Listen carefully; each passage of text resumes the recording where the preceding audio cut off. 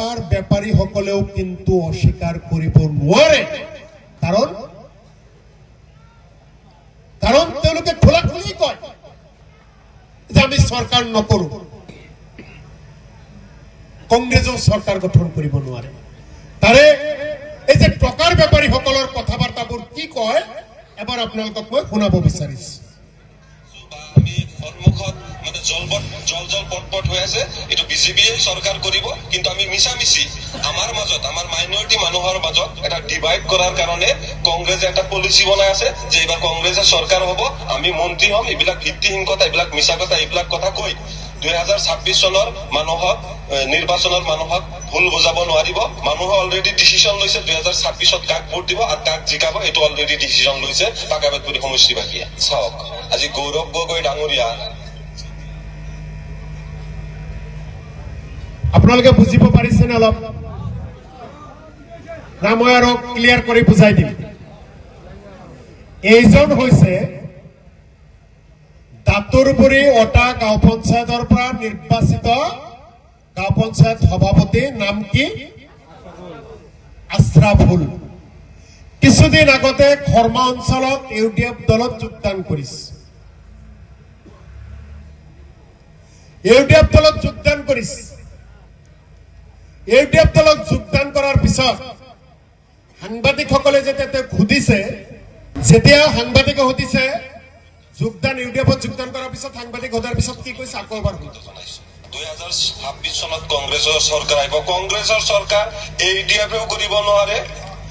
কংগ্ৰেছও কৰিব নোৱাৰে চৰকাৰটো আল্টিমেটলি দেখাবলৈ আমি দেখি আছো বা আমি সন্মুখত মানে জল পটপট হৈ আছে এইটো বিজেপিয়ে চৰকাৰ কৰিব কিন্তু আমি মিছামিছি আমাৰ মাজত আমাৰ মাইনৰিটি মানুহৰ মাজত এটা ডিভাইড কৰাৰ কাৰণে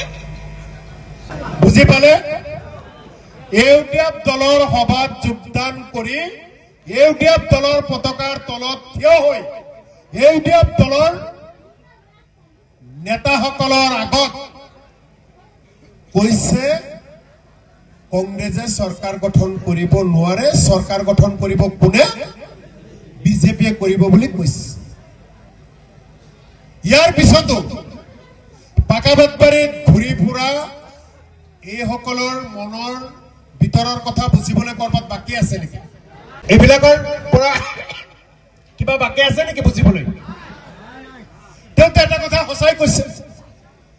তেওঁ ইয়াতে এটা কথা কৈছে তাত মানি লৈছো মই তেওঁ কৈছে ইউডিএফে চৰকাৰ গঠন কৰিব নোৱাৰে এইটোতো সঁচা কৈছে এইটোৰ কাৰণে ধন্যবাদ ইউডিএফ দলৰ এই পঞ্চায়ত সভাপতিজনে যে কৈছে ইউডিএফে চৰকাৰ গঠন কৰিব নোৱাৰে তাৰ কাৰণে ধন্যবাদটো বুজি পাইছে কিন্তু তাৰ লগে লগে কি কৈছে তাৰ লগে লগে কৈছে কংগ্ৰেছেও চৰকাৰ গঠন কৰিব নোৱাৰে কেৱল সেই কথাখিনিয়ে ক্ষান্ত থকা নাই কৈছে বিজেপিয়ে চৰকাৰ গঠন কৰিব মই মোৰ বক্তব্যৰ প্ৰথমতে কৈছিলো